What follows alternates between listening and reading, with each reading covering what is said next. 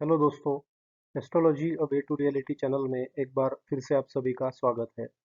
दोस्तों, आज के हमारे डिस्कशन का टॉपिक है कि सबको एक जिज्ञासा रहती है कि हमको आने वाली जो संतान है वो लड़का होगा या लड़की होगी। ये एक जिज्ञासा लोगों में जनरली होती है, लेकिन एस्ट्रोलॉजी से या किसी और शास्त्र से 100% ये कोई नहीं बोल सकता कि ये लड़का ही होगा या लड़की होगी। हाँ, कुछ प्रेडिक्शंस हम दे सकते हैं एस्ट्रोलॉजिकली, जो कि बताएंगे कि चांसेस किसके ज़्यादा है कुंडली में। तो ये एस्ट्रोलॉजी से हम ये ज़रूर जान सकते हैं, लेकिन इसका मतलब ये नहीं है कि हम इसमें कोई फेवरिज्म कर रहे हैं कि आपको लड़का होगा तो मतलब लड़का प्राप्त करने के लिए कुछ टिप्स है। इस प्रकार का इसमें कुछ मोटिव नहीं है। ये एक जनरल प्रिडिक्शन है जो कि जनरल एस्ट्रोलॉजर कुंडली के हिसाब से आपके देते हैं। लेकिन इसमें भी कोई भी 100% आपको ये नहीं बताएगा कि हाँ 100% आपको बेबी बॉय ही होगा या बेबी गर्ल ही 100% होगी। ऐसा कोई प्रिडिक्शन दे ही नहीं सकता, क्योंकि इसमें जो है वो चीज़ें जो है वो हम क्लोज टू उसको एनालाइज कर सकते हैं, लेकिन कोई भगवान नहीं होता जो आपको 100% इसमें बता सके। तो आज हम इसी पे जानकारी लेंगे कि किसके चांसेस या तो लड़के के या तो लड़की के आपके कुंडली में ज़्यादा होंगे। तो इसके लिए हम एक सैंपल कुंडली लेंगे। तो एक सैंपल ब्लैंक कुंडली है। इसमें जो लगन का स्थान होता है वो हम सबको पता है, ये लगन का स्थान होता है। और यहाँ से हम गिनती शुरू करते हैं। ये सेकंड, उसके बाद ये थर्ड, और ऐसे आते आते ये आखिरी का 12वां स्थान होता है। तो ये आपकी पर्सनैलिटी को ये स्थान रिप्रेजेंट करता है। और चतुर्थ स्थान ये होता है। उसके बाद पंचम स्थान जो होगा वो आपके पहली संतान का ये स्थान होता है। अक्सर लोग कहते हैं कि संतान स्थान के लिए हमें पंचम स्थान ही देखना चाहिए। हाँ, पहली संतान के लिए पंचम स्थान ये 100% यही देखना चाहिए आपको। लेकिन अगर आपकी सेकंड संतान के लिए आप प्लानिंग कर रहे हैं तो आपको सेवंथ हाउस की सिचुएशन देखनी चाहिए। उसके बाद एक घर छोड़ के नवम हाउस जो है वो थर्ड चाइल्ड के लिए देखना चाहिए। उसके बाद एक घर छोड़ के 11th हाउस आपको आपके फोर्थ चाइल्ड के लिए देखना चाहिए। तो आइए जानते हैं कि कौन से इसमें फैक्टर्स होते हैं जो आपको एक प्रिडिक्शन देते हैं कि हाँ आपको बॉय या आपको गर्ल होने के चांसेस है। तो पंचम स्थान जो है वो संतान का स्थान माना जाता है, पहली संतान का स्थान माना जाता है। अब इस पंचम स्थान में मान लीजिए कोई पुरुष ग्रह की राशि है। तो पुरुष ग्रह हमको पता है कौन कौन से है। एक तो सूर्य, दूसरा मंगल, और तीसरा गुरु यानी कि बृहस्पति।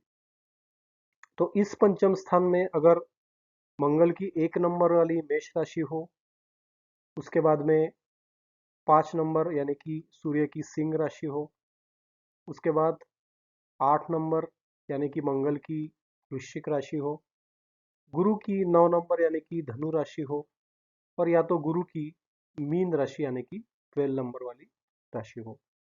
तो अगर ये राशियां होती है तो हम कह सकते हैं कि एक चांसेस बनते हैं कि आपको प्रथम संतान जो होगी वो बेबी बॉय होगी। अब इसमें भी कुछ डिफरेंसेस है। कुछ लोग ये कहते हैं कि स्त्री तत्व अगर राशि है, यानी कि 2, 4, 6, 8, 10, 12, तो ये स्त्री वाली राशि इनको कहा जाता है, सम राशि होती है। और दूसरी राशियां जो है विषम राशि यानी कि 1, 3, 5, 7, 9, 11। तो ये राशियां अगर है तो मेल चाइल्ड होगा यानी कि बेबी बॉय होगा। और अगर स्त्री राशियां है यानी कि 2, 4 से लेके 12 तक, तो आपको पुत्री संतान होगी यानी कि बेबी गर्ल होगी। तो इसमें एक बात ध्यान देने योग्य है कि अगर मेल प्लैनेट की इसमें राशि होती है तो आपको पुत्र संतान के ज़्यादा चांसेस बनेंगे, चाहे वो स्त्री वाली राशि हो, उसमें कोई फर्क नहीं पड़ेगा। और अगर फीमेल प्लैनेट उसके स्वामित्व में है, जैसे कि फीमेल प्लैनेट में सबसे पहले आते हैं चंद्रमा। तो चंद्रमा की जो राशि है 4 नंबर की कर्क राशि होती है। तो वो अगर आपके पंचम स्थान में है कर्क राशि, तो आपको फीमेल चाइल्ड के यहाँ पे योग रहेंगे। उसके बाद शुक्र की 2 नंबर की यानी कि वृष राशि, और शुक्र की ही 7 नंबर की यानी कि तुला राशि।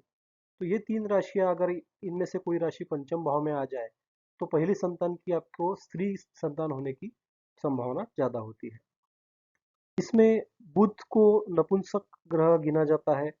बुध की अगर 3 या 6 नंबर की राशि हो तो ऐसा कहते हैं कि 3 राशि में जो बुध रहता है उसे पुरुषत्व का प्रधानता प्राप्त होती है, और अगर 6 नंबर यानी कि कन्या राशि में हो तो कन्या संतान के योग बनते हैं।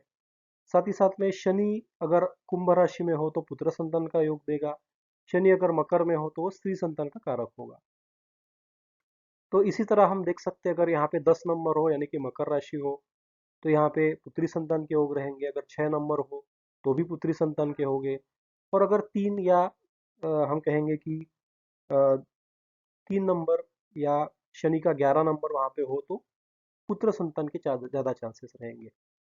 तो इस प्रकार से प्रथम संतान की हमने जानकारी ली।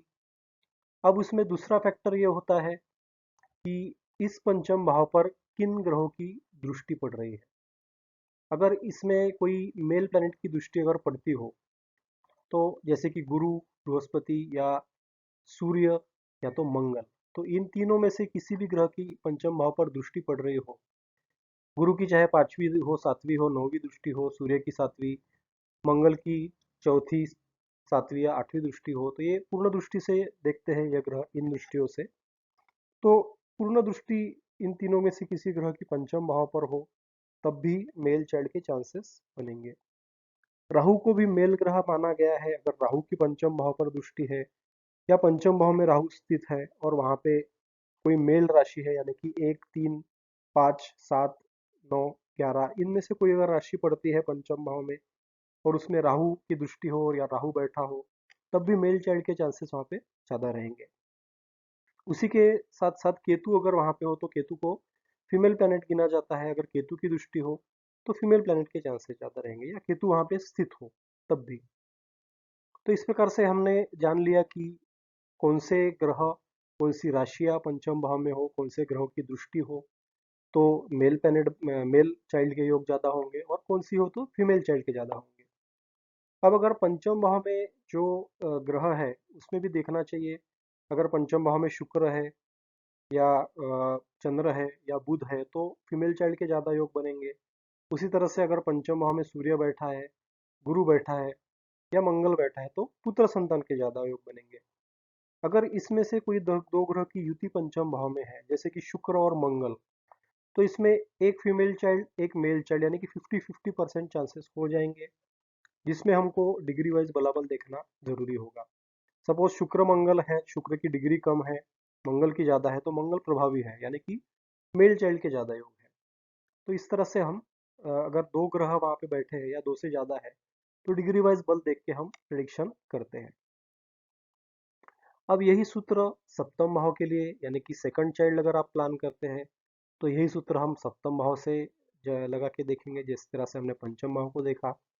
अगर आप तीसरे चाइल्ड के लिए प्लान कर रहे हो तो हम नवम भाव को यही सूत्र लगा के देखेंगे। और अगर आप चौथे चाइल्ड के लिए प्लान कर रहे हो तो आप लाभ स्थान यानी कि 11वें स्थान से यही योग जोड़ के देखेंगे। अब सप्तमांश कुंडली भी एक फैक्टर इसमें होता है। तो सप्तमांश कुंडली जो है वो संतान के लिए देखी जाती है। सप्तमांश कुंडली में आपको एक चीज देखनी जरूरी है कि सप्तमांश कुंडली में जो पंचमेश है यानी कि पंचम भाव का स्वामी, तो उसकी स्थिति सप्तमांश कुंडली में कैसी है। मान लीजिए अगर वो सप्तमांश कुंडली में जो आपके D1 चार्ट का यानी कि जन्म कुंडली का जो स्वामित्व कर रहा है पंचम भाव का, उस स्वामी की अगर सप्तमांश में किसी मेल प्लैनेट के साथ युति है या वो ऑड साइन में है यानी कि मेल प्रभावित साइन में है, या फिर उस ग्रह पर किसी मेल प्लैनेट की दृष्टि है, तो इस केस में फिर मेल चाइल्ड के चांसेस ज़्यादा हो जाएंगे। फिर से एक बार रिपीट करेंगे कि सप्तमांश कुंडली में जो आपके D1 चार्ट का यानी कि जन्म कुंडली का पंचमेश जो है, जैसे कि इस कुंडली में पंचमेश है सूर्य, क्योंकि वो सिंह राशि को रिप्रेजेंट कर रहा है। तो ये सूर्य की स्थिति मान लीजिए कि सप्तमांश कुंडली में वो किसी स्थान में बैठा है जो एक मेल राशि है, साथ ही साथ उस पर मंगल की दृष्टि पड़ रही है या गुरु की दृष्टि पड़ रही है, और साथ ही साथ में वो जो है वो किसी मेल ग्रह के साथ युति बना के बैठा हुआ है जैसे कि राहु, गुरु या मंगल। तो उस केस में फिर से मेल चाइल्ड के साथ चांसेस ज़्यादा होंगे। उसी के अलबत्ता हम देखेंगे कि अगर पंचमेश कोई फीमेल प्लेनेट है और D7 चार्ट में वो किसी फीमेल प्लेनेट के साथ बैठा है या फीमेल राशि में बैठा हुआ है या तो फीमेल ग्रह की उस पर दृष्टि पड़ रही है, तो बेबी गर्ल के चांसेस ज़्यादा होंगे। तो इस प्रकार से हमको किसी संतान की जो प्रेडिक्शन है वो देने से पहले पंचम, सप्तम, नवम, एकादश इनमें से भाव में से कौन से नंबर की संतान को आप देख रहे हो, पहले, दूसरे, तीसरे या चौथे, तो इस प्रकार से रिस्पेक्टिवली हमको इस ग्रह की सिचुएशन जैसे हमने बताया उस हिसाब से हमको देखनी जरूरी है। तो ये सबसे महत्वपूर्ण बात हो गई इसमें। अब अगर कुछ प्रिडिक्शन ऐसे लोग देते हैं कि लग्नेश और पंचमेश अगर भाग्य भाव में स्थित हो, यानी कि त्रिकोण के मालिक त्रिकोण में, और वो भी ऑड साइन में हो, तब भी मेल चाइल्ड के चांसेस ज़्यादा रहेंगे। ये भी बात सही है। साथ ही साथ में पंचमेश और एकादशेश जो है, एकादश भाव में कोई ग्रह हो वो पंचमेश को देखता हो, पंचमेश मेल प्लेनेट हो, और लग्नेश भी पंचमेश के साथ बैठा हो, तब भी मेल चाइल्ड के चांसेस ज़्यादा रहेंगे। और उसी प्रकार से फीमेल प्लैनेट की दृष्टि हो और लग्नेश भी फीमेल प्लैनेट हो, पंचमेश भी फीमेल प्लैनेट हो, तब भी फीमेल प्लैनेट के इसमें चांसेस ज़्यादा होंगे। तो ये जो चांसेस है ये जातक की कुंडली में भी देखना आवश्यक है और उसकी पत्नी के कुंडली में भी देखना आवश्यक है। सपोज अगर पत्नी के कुंडली में फीमेल प्लैनेट प्रभावी है या फीमेल प्लैनेट पंचमेश है या फीमेल प्लैनेट पंचमेश पर किसी फीमेल प्लैनेट की दृष्टि है, तब हम कहेंगे कि फीमेल के चांसेस ज़्यादा बनेंगे पहले चाइल्ड के, और डिग्री वाइज बल उसमें ज़्यादा होगा मेल यानी कि जातक के कुंडली से, तो डेफिनेटली पहली चाइल्ड आपकी पुत्री होगी। तो दोनों की कुंडली में ये एनालाइज करना हमको ज़रूरी हो जाता है। अगर सेम योग दोनों की कुंडली में है तो फिर हम 100% प्रेडिक्शन देंगे। ये भी प्रेडिक्शन होता है, कोई भी गारंटी से नहीं कह सकता आपको। ये भी 100% प्रिडिक्शन से हम कह सकते हैं कि हाँ, आपकी पहली संतान जो है वो लड़का होगा या लड़की होगी, अगर दोनों के इसमें सेम योग है। तो दोस्तों, वीडियो कैसा लगा आप हमें ज़रूर बताइए कमेंट करके। आपको कुछ डाउट हो तो आप हमें ज़रूर पूछिए। हमारे चैनल को सब्सक्राइब करते रहिए, वीडियो शेयर कीजिए। धन्यवाद। नमस्कार।